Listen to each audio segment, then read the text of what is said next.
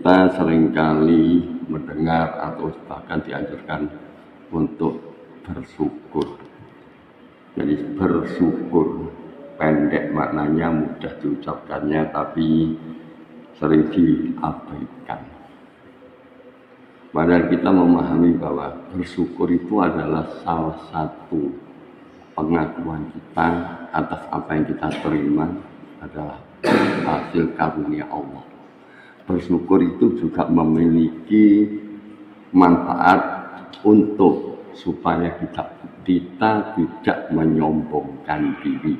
Tatkala kita mendapatkan kenikmatan, baik itu berupa materi, jabatan dan sebagainya, juga agar kita tidak putus asa, agar kita tidak gampang mengeluh tatkala kita mendapatkan cobaan. Sehingga kita oleh Allah dianjurkan untuk bersyukur. Bahkan seorang hamba Allah, Nabi Sulaiman, yang sudah diberi kenikmatan yang luar biasa, menguasai bangsa jin sebagai seorang raja, seorang buahnya, hartanya, kekuasaannya, kedudukannya tinggi. Beliau pun bersyukur. Bahkan kalimat Nabi Sulaiman ini oleh Allah diabadikan di dalam Al-Quran surat An-Naml ayat 40. Bismillahirrahmanirrahim. Hada min fadli Rabbi liyabluwani askuru am akfur.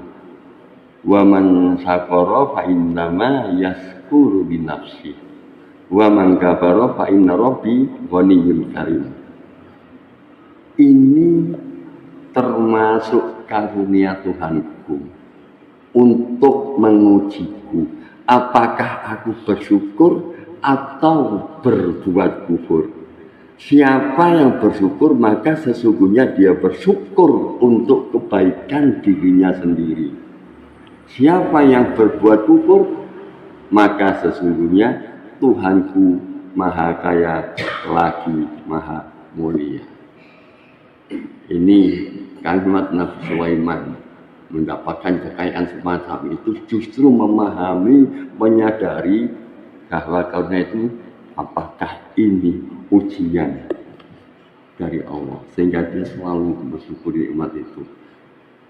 Kemudian kita setelah memahami kita itu hendaknya bersyukur dan Allah banyak memerintahkan di dalam Al-Quran bersyukur.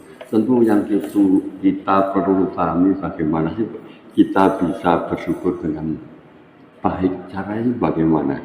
Saya akan menukil dari pendapat Imam As-Syaukani. Beliau berkata, bersyukur kepada Allah adalah memujinya sebagai balasan atas kenikmatan yang diberikan dengan cara melakukan ketaatan kepadanya. Ini menurut As-Syaukani.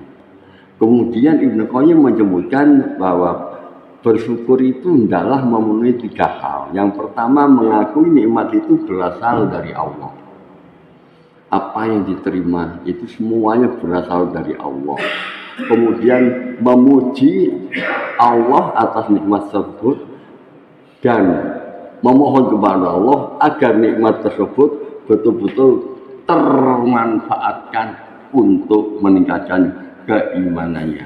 Nah, kalau sudah demikian maka menurut Ibnu Qayyim orang yang bersyukur itu sudah menjaga rasa syukurnya.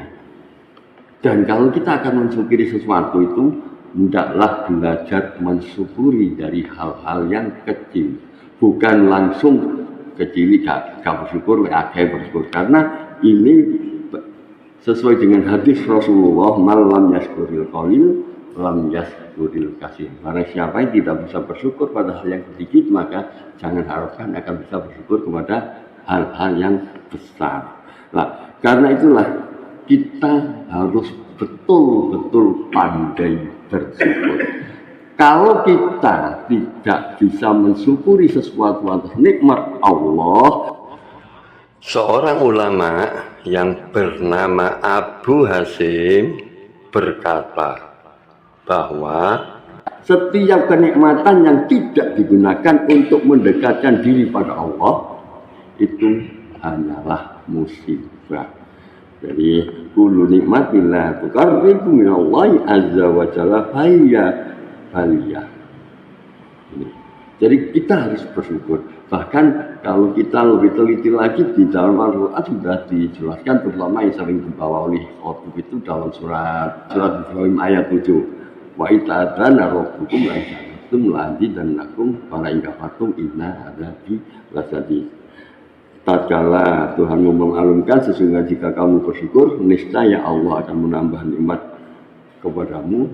Jika engkau mengkufuri nikmat Allah, ingatlah adabku amatlah pedih.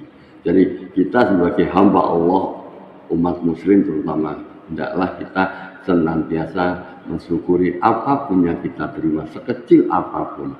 Bahkan cobaan itu juga patut kita syukuri, karena cobaan itu juga bagian dari pengingat perilaku kita, penguji keimanan kita, sehingga kita juga semua yang ada yang kita jalani karena kehendak Allah, hendaklah kita mensyukurinya agar kita mendapatkan nikmat-nikmat yang lainnya. Aku lupa liada, subhanakallahumma wa bihamdika, asyhadu an la ilaha illa anta, astaghfiruka wa atubu ilaik. Assalamualaikum warahmatullahi wabarakatuh.